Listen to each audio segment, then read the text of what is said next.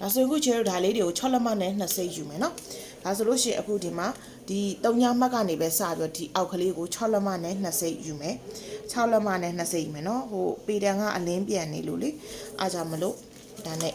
ပေကျိုးနဲ့ယူပေးလိုက်ပြီးရင်အောက်ကိုဘယ်လောက်လဲ6လက်မနဲ့2စိတ်ချတယ်ချပြီးသွားလို့ရှိရင်အဲ့ဒီချတဲ့မြင်းမှာပဲအချဲတို့ကဒီလိုလာပြီးတော့ဆွဲမယ်ဒါတွေကအကုန်လုံးချုပ်စာမပါဘူးเนาะဒီတိုင်းမဆွဲနေရဖြစ်တယ်အဲ့လိုချဲတို့ဒီဟာလေးရသွားရင်ဒါလေးရသွားပြီဆိုလို့ရှိရင်အခုဒီနောက်ချမ်းကရှေ့ချမ်းကလည်းချဲတို့မှာ9လက်မနဲ့5စိတ် okay သွားပြီ okay သွားပြီဆိုလို့ရှိရင်ဒီမှာဒီဟာတွေပေါ့เนาะဒီဟာတွေဆိုလို့ရှိရင်လည်းဒီအောက်ကိုတက်တဲ့အရင်ဆုံးချမယ်ဒီဘက်မှာလည်းချဲဒီအောက်ကိုအရင်ဆုံးတက်ချမယ်เนาะတက်ချမယ်ဆိုလို့ရှိရင်အဲ့ဒီမှာသူရှိရမယ်လက်ဝါကဘယ်လောက်လဲဆိုတော့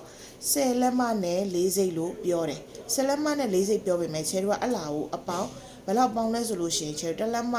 ပေါင်းတယ်ဒါမှမဟုတ်လို့ရှိရင်လည်းတစ်လက်မ2စိတ်ပေါင်းတယ်ပေါ့နော်ကိုကျဲတဲ့လောက်ပေါင်းလို့ရချဲဒီမှာကြည့်လိုက်မယ်နော်အခုဒီမှာလိုချင်တာက10လက်မ4စိတ်ဆိုတော့တကယ်တစ်လက်မပေါင်းလို့ရှိရင်ရှိရမယ်ဟာဒီ17လက်မနဲ့4စိတ်ဟုတ်တယ်ဟုတ်ဒါဆို17လက်မနဲ့4စိတ်ဆိုလို့ရှိရင်အခုကိုကအခုဒီကနေပြီးတော့ဒီရှိရောပေါ့နော်ဒါလေးဒီပမာဏလေးကိုဘယ်လောက်ရလဲဆိုတာကိုပေကျိုးလေးနဲ့တိုင်းဖို့အတွက်လိုအပ်ပါတယ်နော်ဒါဆိုလို့ရှိရင်အခုဒီပမာဏလေးကိုကြည့်မယ်12လက်မခွဲเนาะ12လက်မနဲ့4စိတ်ရှိတယ်ဒါဆိုရင်အခုရနေတာကဘယ်လောက်လဲ12လက်မနဲ့4စိတ်ရနေတာเนาะ12လက်မနဲ့4စိတ်ရနေဒါဆိုလို့ရှိရင်မှာသူကဘယ်လောက်กว่าနေပြီလဲဒီတစ်ခုတည်းမှာတစ်လက်မ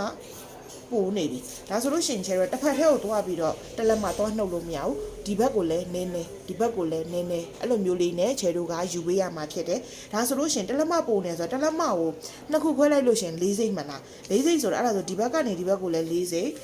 ဒီဘက်ကနေဒီဘက်ကိုလည်း4စိတ်ချဲတို့ကအဲ့လိုမျိုးလေးသွားပေးရမှာနော်ဒါဆိုလို့ရှိရင်ထုံးစံအတိုင်းပဲချဲတို့ကဒါလေးကို4စိတ်ရှော့ပေးပါမယ်ဒါချဲဒီကနေပြီးတော့ဒီတီကိုချဲ4စိတ်ရှော့မယ်ဒီဘက်ကနေလည်းချဲ4စိတ်ရှော့မယ်ရှော့ပြီးတော့ကိုရှော့လို့ရတဲ့ဟာလေးကိုကဒီလိုမျိုးလေးယူပြီးတော့လှုပ်လိုက်ရုံပဲဒီဘက်ချမ်းကြီးကလည်းဒီလိုမျိုးလေးလှုပ်လိုက်ရုံပဲဒါဆိုရင်ကိုလိုချင်တဲ့ဟာရမသွားဘူးလားရသွားရနော်အဲ့ဆိုရင်ချဲတော့ဒါလေးပြီးပြီဒါလေးအကုန်လုံးဒီချုပ်စာမပါဘူးကိုကပတ်တန်လေးကိုစိတ်ကြိုက်ဒီဇိုင်းဖော်မယ်ဖော်ပြီးသွားတော့မှသာကိုကချုပ်စာကိုလိုအပ်တဲ့လောက်ပဲထုတ်မယ်နော်အဲ့ဆိုဒါလေးရပြီနော်